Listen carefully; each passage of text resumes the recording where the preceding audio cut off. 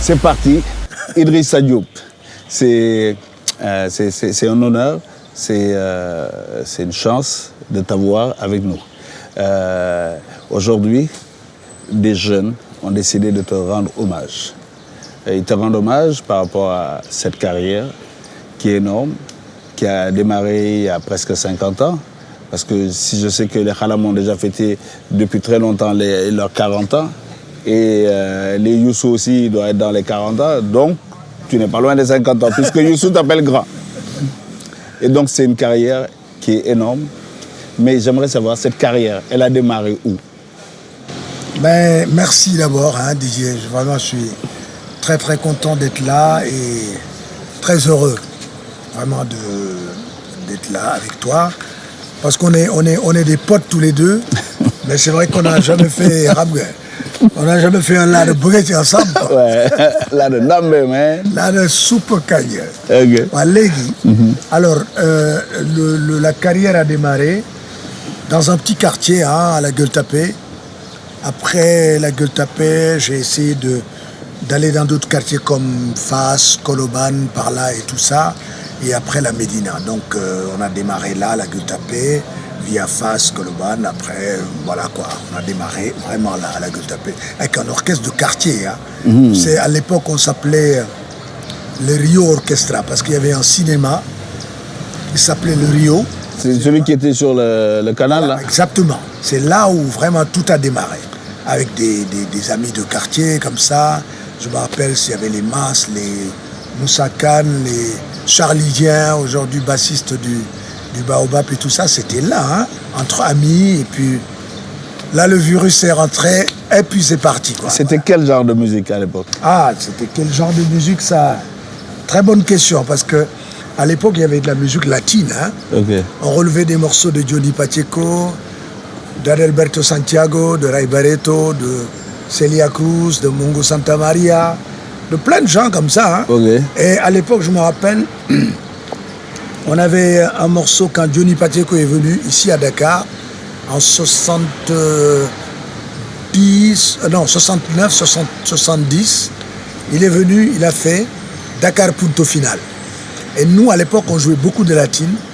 On lui a dit, ben, viens voir comment nous, là, qu'on interprète vos morceaux, là. Et il est venu, et là, on est parti au Miami le même soir chez Ibra Kassé, là. On a fait, c'est là où il nous a présenté le morceau qui s'appelle Dakar Punto Final, parce qu'il nous disait, un grand monsieur comme ça, qui a vraiment, c'est lui qui a l'honneur de Fania All Star et tout ça, c'est lui. Il est venu à Dakar, il avait fait toute l'Afrique de l'Ouest. Et il vient à Dakar, il écrit une chanson qui s'appelle Dakar Punto Final. Et moi je lui demande, mais c'est pourquoi Dakar Punto Final? Il me dit, mais c'est parce que j'ai fait tous les pays africains, là un tout petit peu à peu près. Mais quand je suis venu à Dakar, on dirait que je suis à La Havane, quoi. Voilà, parce que les orchestres, à cette époque-là, jouaient que de la musique latine. Il était étonné de voir des gars qui reprenaient des morceaux de Aragon, des morceaux de lui-même, de Pacheco, qui reprenaient des morceaux de Celia Cruz et tout ça. Il était là, et voilà. Donc c'était magnifique. À cette époque-là, c'est ça qu'on écoutait comme musique, c'est ça qu'on jouait comme musique aussi. Et on me dit que vous jouez cette musique, mais rapidement tu amènes le Wolof, et en plus tu commences non seulement à parler Wolof, mais à chanter, tu es un des premiers à chanter Serigne Touba. Explique-moi ça. Comment tu arrives à te dire, il faut me dougal ci Wolof, et en plus qu'on chante Serigne Touba? Parce que je pense que les gens n'y pensaient pas. Ça, c'est une question qui interpelle toute ma vie. Parce que quand je chantais Serigne Touba, c'était le 5 avril 1974. J'avais 5 ans. Voilà, donc c'est ça. Donc 1974, il y a El Hadji Ndiouga Kébé qui nous a construit le Sahel, à cette époque-là, qui nous met des instruments très sophistiqués à l'époque. Yes, et justement, on se dit, mais on va essayer de mettre des tambours, on va essayer de chanter Wolof là. dans des trucs. Et les gars ne comprenaient pas. Hein. Quand j'ai dit ça, à l'époque, personne ne comprenait. Parce que pour faire bien, il fallait chanter en espagnol. En espagnol. Ou bien en quelque chose qui ressemble à de l'espagnol. Absolument, il y avait du français aussi. Hein. Okay. À l'époque, les gens reprenaient aussi des morceaux de plein de français comme ça. Mais le Wolof n'était pas installé encore. C'était pas très chic. Non. Alors moi, je dis, je vais prendre le risque de chanter en Wolof. Tous les gars me regardaient comme ça, je dis, ben, je vais le faire, moi. Et xam nga ñaan bu tombeek Amine la quoi. Donc il y a Ndiouga Kébé, et là Ndiouga Kébé, paix à son âme d'ailleurs, qui me dit... Grand disciple de Serigne Touba. Oui, oui, absolument. Travailleur de Serigne Touba. Absolument. Et qui me dit, qui m'appelle, c'était un jeudi soir, il me dit, Ndioben, parce qu'il m'appelait Ndioben quoi. Je dis, waouh. Il me dit, Kai. Alors je viens, il me dit, Yao, il faut qu'on ait Serigne Touba. Alors je fais ça, je lui dis, mais c'est qui Serigne Touba? À l'époque, 74, moi je ne savais rien de Serigne Touba, je ne connaissais même pas Serigne Touba. Il me dit, Serigne Touba, je vais te recommander avec un vieux qui s'appelle Vieux Saliou, qui est à la Gueule-Tapée, le même quartier où tu habites. Il va t'apprendre, il va te dire qui est Serigne Touba. C'est ainsi qu'il m'a donné ce chemin-là. Et je vais chez ce vieux-là. Je suis resté 3 mois, tous les jours, tu me mous seulement quand moi c'est une tête de bombe. Donc c'était pas évident, je savais pas moi. Et je suis venu avec ma naïveté, il me dit assieds-toi. Et on s'est assis chez lui, un jour, 2 jours, 3 jours. Et là le truc m'a pris, je sais pas, il y a un truc qui s'est installé ici. Et je suis revenu. Et je suis venu chez lui pendant 3 mois. Et la première chose qu'il a faite, c'est de m'apprendre le Diassaoul Sekor, un des écrits de Serigne Touba. Il me le met dans ma tête.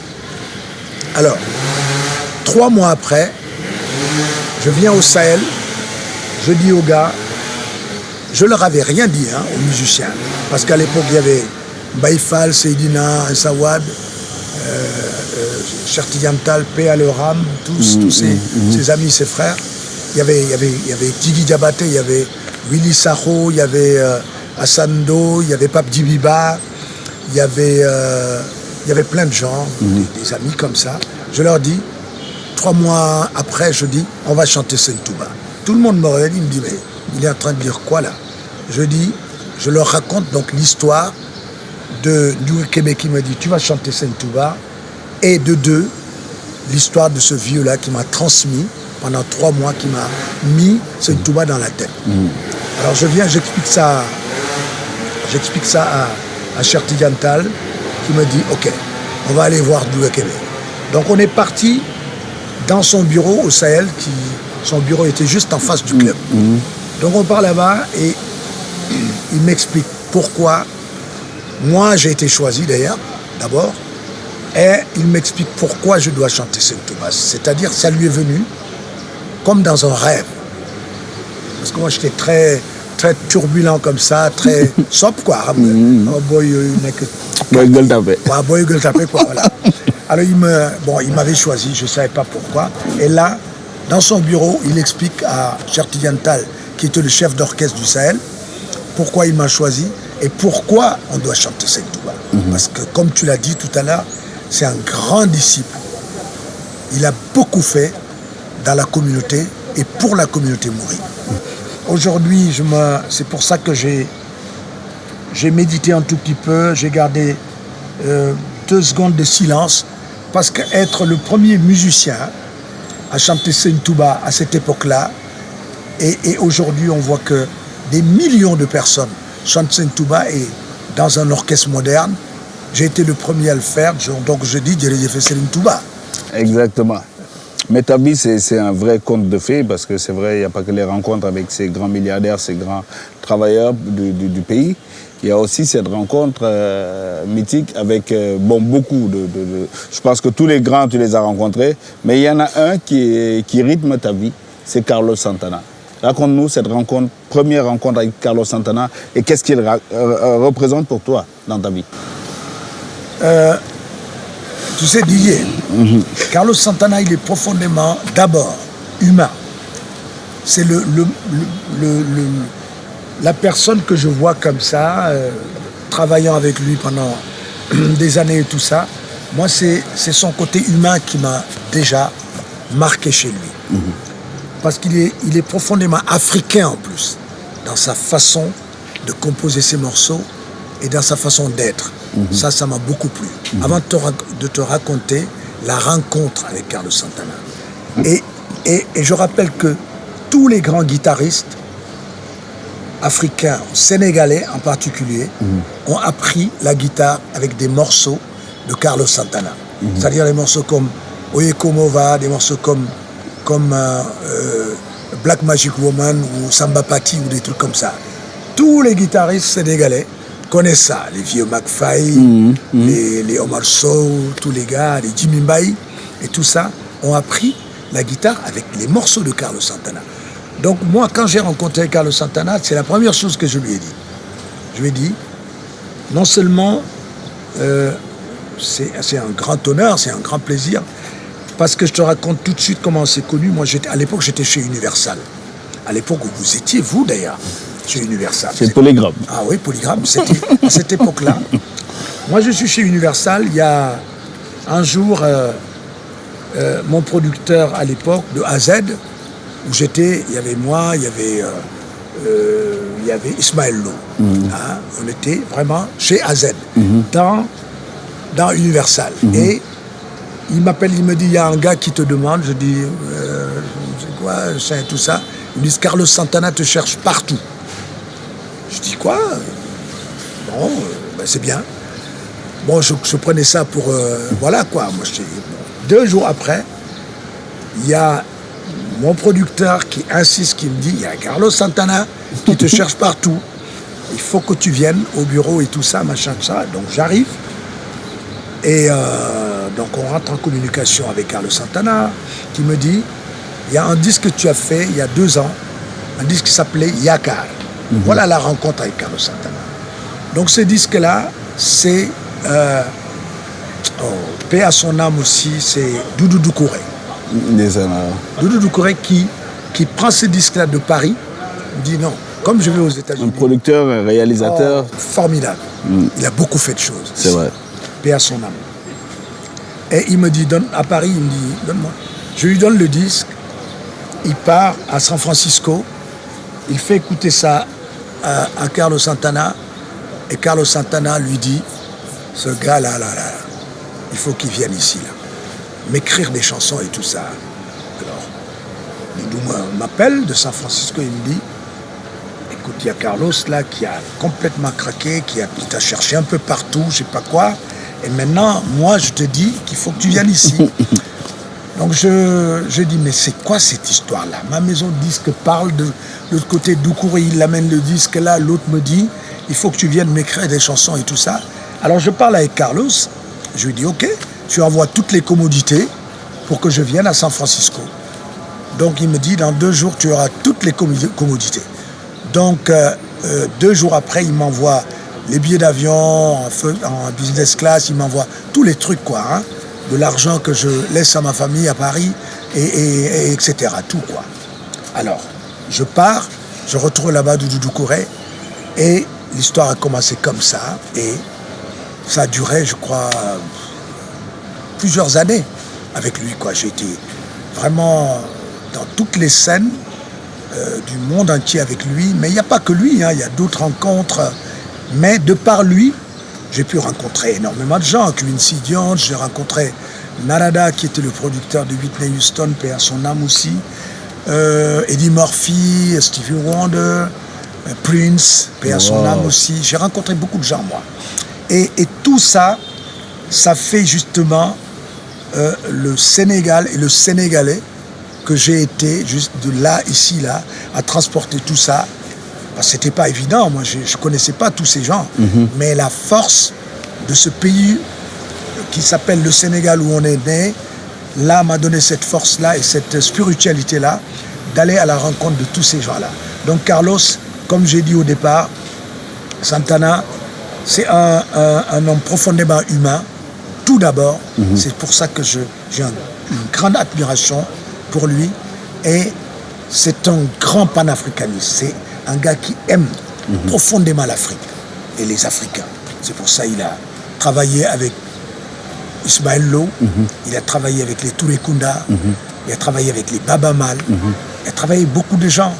Et un jour, il m'appelle de Paris, il me dit, il faut que tu m'organises un grand concert, justement, qui s'appelle Dream for Africa. Oh. Je lui dis, mais pourquoi tu Dream for Africa? Il me dit, mais il y a Martin Luther King, non, qui a fait I Have a Dream. Moi, je vais faire mon dream à moi. Je vais rendre les Africains ce qui leur appartient. Parce que je suis blanc de peau, mais il me fait ça. Mes nias, là, tu sais. Comment on dit nias, mais... Scarification. Voilà. Il me dit, mes nias, là, sont très africains ou africaines. Donc là, je regarde le gars. Spirituellement, ça me parle, ça. Et je dis, bon, tu veux quoi dans ce Dream for Africa? Il me dit, je veux que tu m'amènes Touré Kunda. Je veux que tu m'amènes Carlinhos Brown. Je veux que tu m'amènes Ismaël Lo. Je veux que tu m'amènes Corajas Trio. Je veux que tu m'amènes Mori Kanté, paix à son âme. D'ailleurs, Mori Kanté, toutes les images que vous voyez avec Carlos Santana, c'est ce jour-là. Oh, on est ça. Sur Internet, on le voit souvent, cette intervention où il joue avec Santana, c'était à cette époque-là. Okay. Donc c'est ce plateau-là, Dream for Africa. Donc pour vous dire la dimension de cette personne-là et son panafricanisme ou quoi, quelque part, je regarde, je dis, ah, celui-là, c'est une personne avec qui je peux parler. Donc c'est toute une histoire, voilà, c'est une partie de ma vie. C'est clair. En tout cas, l'histoire est belle et elle inspire beaucoup de jeunes. Et dans ta carrière, il y a énormément de titres parce que tu es un de ceux qui produisent le plus de titres dans ce pays.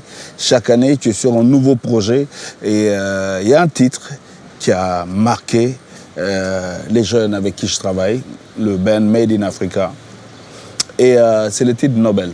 Ce titre-là, il vient d'où? Il est né de quoi? C'est une histoire d'amour, ça c'est clair, Nobel, c'est l'amour. C'est une histoire autobiographique ou bien c'est quoi? Ben, cette histoire est née au studio Sankara. Mais ça vient d'une histoire que tu as vécue d'amour? Oui. D'amour, parce que la maman, moi de par Nobel, je rends hommage à la maman de mes 4 enfants. C'est-à-dire, c'est Nicolas, qui est Nicolas, mon fils, c'est Rama, ma fille, c'est Caro, ma fille, et c'est Nanou, ma fille. C'est leur maman à qui je rends hommage en chantant Nobel. C'est ça. Parce que moi, je suis parti en France, mes enfants étaient petits, hein. Je suis parti pendant des années. Elle s'est tellement occupée de ces enfants-là. Moi, j'envoyais que de l'argent. L'argent, ça signifie rien du tout. Mais je n'étais pas là, physiquement, présent, à côté de mes enfants. Elle a tout fait pour mes enfants. Aujourd'hui, j'ai tellement de respect pour cette grande dame-là. J'ai tellement de lumière pour cette femme-là. J'ai tellement de respect pour cette femme-là qu'un jour, je dis, je vais écrire cette chanson-là pour elle. En fait, beaucoup de gens ne savent pas, mais en fait, c'est pour elle que j'ai écrit Nobel. C'est pour cette énorme femme, hein, qui, voilà, elle se reconnaîtra. Hein, voilà. C'est une belle histoire, ça. Donc, c'est l'histoire de Nobel. Comment est né Nobel? Moi, je viens un jour au studio Sankara et je croise les bras comme ça, je rencontre un petit bonhomme qui s'appelle Tanguy Akedengue. Tanguy Akedengue, l'histoire est dingue, hein, c'est fou. C'est le fils de Pierre Akedengue. Et 25 ans avant, moi je jouais avec son père. J'ai fait beaucoup de tournées avec son père, Pierre Akedengue. Beaucoup. On a fait plein de concerts ensemble. Et je viens au studio Sankara et je retrouve donc ce Tanguy Akedengue qui me dit, moi je suis le fils. Oui, j'entendais mon père là parler de toi, machin et tout ça, avec Ibouba à l'époque, à la basse et tout ça. Et il me raconte machin, et je trouve d'ailleurs, je me rappelle que c'est toi. Mais tu oublies, mais je n'ai pas oublié moi. C'est toi qui m'as dit, non père, teste le boy bi. Parce que amna, comme Ninko parce que tu as une phrase clé, amna nyam. Boy bi amna nyam quoi. M'a dit, bah, je vais essayer de tester le gosse ça. Donc on s'est enfermé au studio Sankara pendant des jours avec l'amabilité, avec aussi le talent de maçon. On était là à créer, à trouver des trucs. Alors moi un jour j'amène cette chanson là, je lui dis écoute, c'est une chanson très dépouillée où il n'y a que des violons. Il avait une banque il avait ces banques de sons là et des violons très bruts, très réel, ouais, très réel. Je saute sur l'occasion de cette et des tympanies et tout. Oui, je dis c'est ça que je veux. Je lui donne les premières harmonies, les premiers trucs et tout ça. Ah oui, ça va. Donc on a fait ça, dépouillé. Et au départ, bizarrement, je l'avais fait avec un autre chanteur, ce que je nommerai pas. Mais c'était tellement émouvant de rencontrer cette jeunesse-là. C'est pour ça que moi je voue un grand respect à la jeunesse sénégalaise. Parce que il y a quelque chose à chaque fois je vois des jeunes comme Tanguy, des jeunes comme plein de jeunes ici, je me vois comme dans un miroir, je me vois moi, en voyant tous ces jeunes-là. Comme tu dis, dañ lay dundal. Voilà, dañ may dundal bu baax. Je me vois moi. Et ce Tanguy-là, donc, me présente des trucs, je lui dis, bon, moi je te laisse créer, moi je t'ai donné la base. La base, maintenant, fais-toi plaisir. C'est à toi, fais-toi plaisir. Et 2 jours après, je viens, avant j'ai eu un coup de fil de maçon qui me dit, ah, père, alors je dis à maçon, ben, je passe dans 2 jours. Alors 2 jours après, je passe et j'écoute le truc là, Nobel. Je n'avais pas fait les paroles encore, je n'avais pas écrit les paroles. Alors j'écoute la chanson, je me dis, ah, ça fait longtemps que je rêve de faire une chanson pour cette dame, cette grande dame là dont je vous ai parlé tout à l'heure. Alors je dis, je vais lui dédier ça, cette chanson là. Donc je me mets à écrire Nobel bi ma gëm mooy Nobel bu ànd ak cofeel sama bët di xam may jooy ci elle mais jooy naa ci moom nag pendant longtemps jooy naa ci moom de moo lay joola moo lay daanal pendant longtemps mais c'est ça l'histoire de Nobel. C'est justement cette fusion là et je ne laisserai jamais cette fusion là entre la jeunesse et justement la jeunesse et moi, la jeunesse sénégalaise en particulier, ou africaine en général, et moi, parce que c'est tellement important de transmettre ton expérience ou ton vécu à la jeunesse, mais sans leur montrer que tu leur transmets. Écoute, c'est ça, moi. Je pense que tu l'as si bien fait que justement il y a une jeunesse africaine, parce que dans Made in Africa, il y a toutes les nationalités qui se retrouvent. Ils ont décidé de te rendre hommage en reprenant ce morceau Nobel. Donc je vais te demander, on va te mettre devant la scène et tu vas les observer. Reprends ton titre. Je ne sais pas si ça va te plaire, je ne sais pas ce qu'ils ont fait. En tout cas, on a quelques surprises pour toi. Merci beaucoup. En tout cas, voilà, merci beaucoup.